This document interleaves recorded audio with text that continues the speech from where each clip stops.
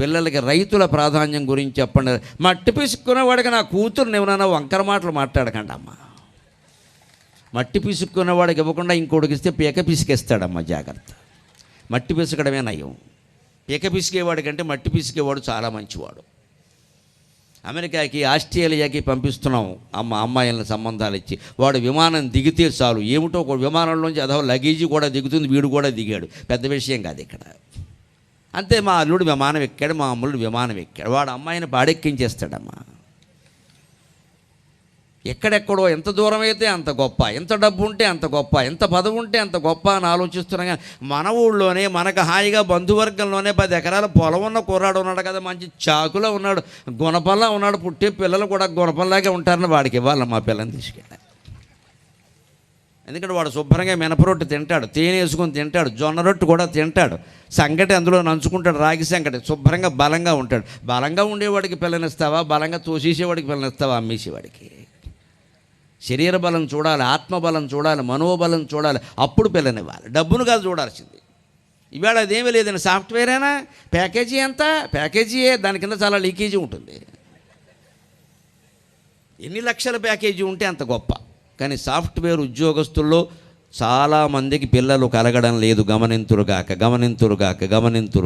నా పిల్లలుగానే భావించి చెబుతున్న వారికి కూడా విపరీతమైన ఒత్తిడికి లోనవుతున్నారు. కూర్చున్న చోటు నుంచి లేవడానికి వీల్లేదమ్మా.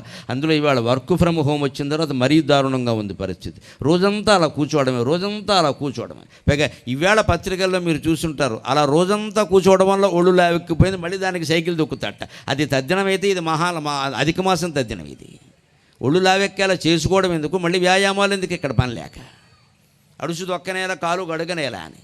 అదే రైతు కుటుంబాల్లో పిల్లలు ఎవరైనా అలా ఒళ్ళు పెంచే అవకాశం ఉందండి. పొలం వెళ్ళాల్సిందే, వంగోవాల్సిందే, ఎండకి ఎండిపోవాల్సిందే, వానకి తడిసిపోవాల్సిందే, చలికి వణికిపోవాల్సిందే, మధ్యాహ్నం వరకు అక్కడ ఉండాల్సిందే. పెళ్ళాం తెచ్చినటువంటి కూడు ఇద్దరూ కలిసి కూర్చుని హాయిగా 2 ముద్దలు ఆనందంగా రైతు బిడ్డ సినిమాలో ఎన్టీ రామారావు గారు చూపించాడే అటువంటి దృశ్యాలన్నీ అద్భుతంగా ఆస్వాదిస్తూ తినవలసిందే. అలా ఇంటికి వచ్చి ఆనందంగా గడవలసిందే. ఎందుకంటే గోకవరం గ్రామంలో 10 ఎకరాల పొలం కంటే సాఫ్ట్వేర్ ఉద్యోగస్తుడు గొప్పవాడు ఎలా అవుతాడండి?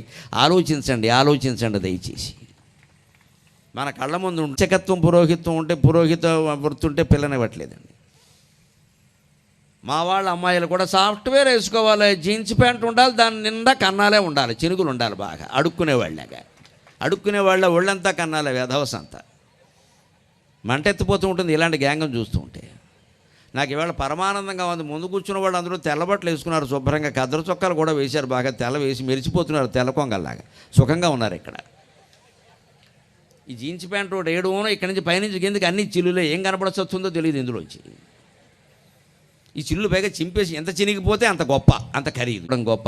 నిజానికి అమెరికా, ఆస్ట్రేలియా నేను చాలాసార్లు వెళ్ళొచ్చాను. అమెరికా ఎప్పటికో 10 సార్లు వెళ్ళాను. ఆస్ట్రేలియా కూడా సతీ సమేతంగా 2-3 సార్లు వెళ్ళొచ్చాను. వాళ్ళెవరికి ఇంత ఈ పిచ్చి వేషాల వ్యామోహం లేదండి. మన వాళ్ళే ఇలా ఉన్నారండి. వాళ్ళెవరు అలా ఉండరండి. వాళ్ళు పంచి కట్టుకోవడం, తెల్ల ప్యాంట్ వేసుకోవడం సుఖంగా భావిస్తున్నారండి. వాళ్ళు, నేను ఎక్కడైనా వాళ్ళకి ప్యాంటు చొక్కాతో కనపడితే వాళ్ళు అంటారు సరదాకి, మా ప్యాంటు చొక్కాలు మేము కూడా వేయగలమండి, ఇలాగే పంచి కట్టుకుని ఆస్ట్రేలియాలో మాకు కూడా రండి మీరు అంటారు. ఎందుకంటే వాళ్ళ గౌరవం పెరుగుతుందిట ఇలా ఉంటే. ఇండియన్ డ్రెస్ అంటారు, వాళ్ళ గౌరవం పెరుగుతుంది. వాళ్ళు అదే ఆశిస్తున్నారు.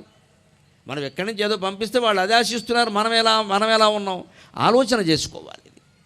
అందుకోసమే ఒక్క మాట నేను చెప్పదలుచుకున్నది ఏమిటంటే, మీలో ఎంతమంది పత్రికలు చదివారో, సైనికుల జీవితాలు స్వయంగా చూశారో నాకు తెలియదు. నేను పత్రికల్లో చదివాను. అంతేకాదు, నా 2వ కొడుకు పిల్లనిచ్చినటువంటి మావగారు స్వయంగా సైన్యంలో పనిచేసి రిటైర్ అయినటువంటి వ్యక్తి. నేను ఆ వ్యక్తి కారణంగా ఆ సంబంధాన్ని అంగీకరించాను. సైన్యంలో పనిచేసి రిటైర్ అయిన వ్యక్తి. ఆయన ద్వారా నేను ఇటీవల ఏడాదిగా మా వియ్యంకుడు గారు కాబట్టి అన్నీ పలకరించిన సైన్యం విశేషాలు ఎలా ఉంటాయి, ఎక్కడెక్కడ ఎలా ఉంటారు, మీరు ఎక్కడెక్కడ పనిచేశారు. ఆయన ఏదో ఆఫీసు పని చేసిన, అంతా సైన్యంలో పనిచేయవలసింది. ఆఫీసు పని చేసిన వాళ్ళు కూడా ఏడాదైనా తుపాకు పట్టుకోవలసిందే, 1 ఏడాదైనా కనీసం, లేకుండా ఉండదని అక్కడ ఆయుధం పట్టుకోవలసింది. అలా అన్నీ తెలుసుకున్నాక నాకు చాలా ఆశ్చర్యమైంది. అసలు వాళ్ళ త్యాగం సామాన్యమైన త్యాగం కాదండి. యాగము వీర సైనికుల త్యాగము, యాగము వీర సైనికుల త్యాగములకు అంకితమైన ప్రియానురాగపున్ భోగము, మంచు కొండలకు అంకితమైన ప్రియానురాగపున్ భోగము. జాతి గువ్వకయి పొంగిన కండలనిచ్చు ఆ శిబిత్యాగము, జాతి గువ్వకయి పొంగిన కండలనిచ్చు ఆ శిబిత్యాగము.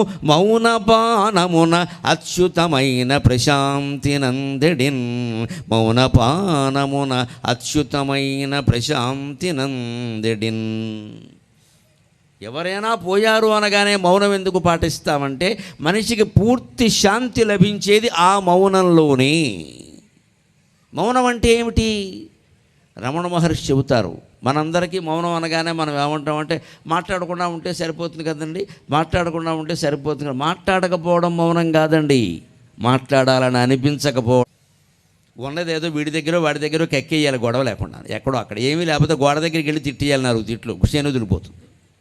ఏమీ లేకుండా మనసులో పెట్టుకుని అలాగా భరించామనుకోండి, కష్టాలు బాధలు అనవలసిన మాటలు అనకుండా అన్నిటికీ భయపడిపోయి ఇదెందుకు అదెందుకు వారేమంటారు అని భయపడ్డామనుకోండి, డామ్మని వెళ్ళిపోతుందమ్మా గుండె, అనుమానం లేదు ఇక్కడ. అనవలసిన వాడిని అనవలసిందే, మొహమాటం ఏంటక్కడ, మొహం మీద అనకపోతే స్టార్ట్నైనా అనవలసిందే.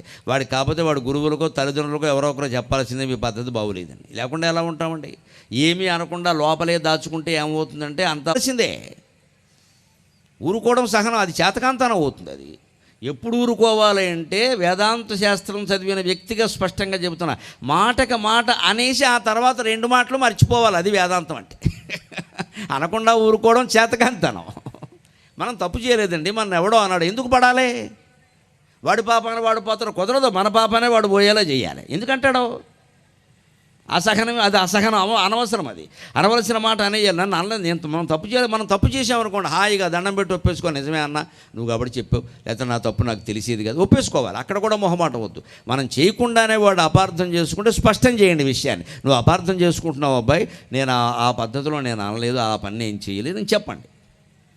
అప్పటికే ఏదో అనడానికి పోవాయా నీ మాట ఏమిటి అని అనేయండి ఓ మాట. ఎప్పుడు ప్రశాంతంగా ఉండాలి అంటే వాడన్నమాట మనమన్నమాట 2 మర్చిపోయి మనసులో నమశివాయ నమశివాయ నమశివాయ, అది ప్రశాంతత. అనకుండా కూర్చుని ప్రశాంతంగా ఉందామంటే లోపల తంతూనే ఉంటుంది. ఇది ఏదో రకంగా ఎప్పుడప్పుడు రోగం వచ్చేస్తుంది ఖాయం. అంచేది అనేయడమే మంచిది గొడవ లేకుండాను. విశ్వనాథ సత్యనారాయణ గారు 1000 పడగల్లో చెబుతున్నాడు, లోకంలో అనేక విషయాలు జరుగుతూ ఉంటే సహృదయుడైన వాడు, సంస్కర్త అయిన వాడు సహించలేట. వాడు బయటికి అన్నాడు అనుకోండి, వాడు ఉద్యోగం పోతుంది, వాడికి ఆశ్రయం ఇచ్చిన వాళ్ళు వాడిని తీసేస్తారు, వాడికి నష్టం జరుగుతుంది. మరి అంత నష్టం జరుగుతుంది కదండి, అందుకని బయటికి అనడం మంచిదా లోపల ఉంచుకోవడం మంచిదా అంటే ఆయన అన్నాడు బయటికి అనేయడమే మంచిది అన్నాడు. ఎందుకంటే బయటికంటే ఉద్యోగం మాత్రమే పోతుంది, వృత్తి మాత్రమే దెబ్బతింటుంది. లోపలే ఉంటే ఊపిరి దెబ్బతింటుంది, గుండె దెబ్బతింటుంది. అందుకని అనవలసిన మాట అనవలసిందే, మొహమాట పడద్దు. అప్పుడే జనంలో మార్పు వస్తుంది. అంతేకాదండి, ఈవేళ సమాజంలో మీరు గమనించండి ఎన్ని దుర్వ్యసనాలు ప్రబలిపోతున్నాయండి.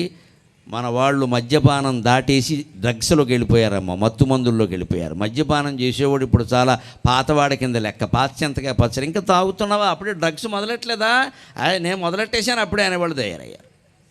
వీళ్ళు మద్యపానం సమస్య కాదండి, మత్తు మందులు సమస్య, గంజాయి సమస్య.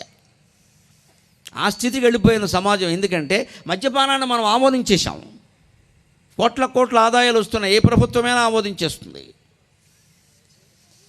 ఊరూరా పెట్టేస్తారు, దుకాణాలు శుభ్రంగా అమ్మేస్తారు.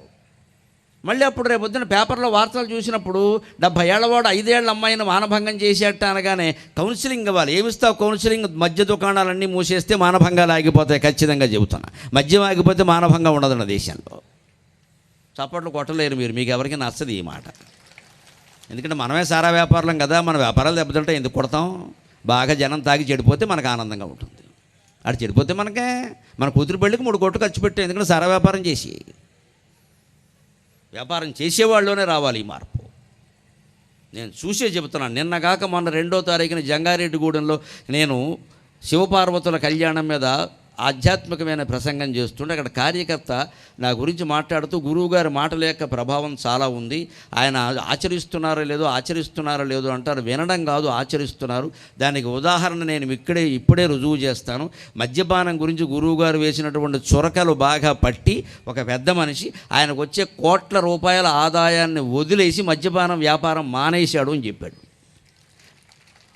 చెప్పాడంటే నేను సాధారణంగా కార్యకర్తలు ఏదో కొంత అతిశయోక్తిగా మాట్లాడుతూ ఉంటారు. మేము వెనకాల అనుకుంటూ ఉంటాం, ఆయన ఏదో పొగుడుతున్నాళ్లే అని మేము గర్వం రాకుండా నమశివాయ అనుకుంటూ ఉంటాం మనస్సులో. ఆయన ఏదో అంటున్నాడులే లేదు, ఆ వ్యక్తి ఇక్కడే ఉన్నాడు అన్నాడు కార్యకర్త.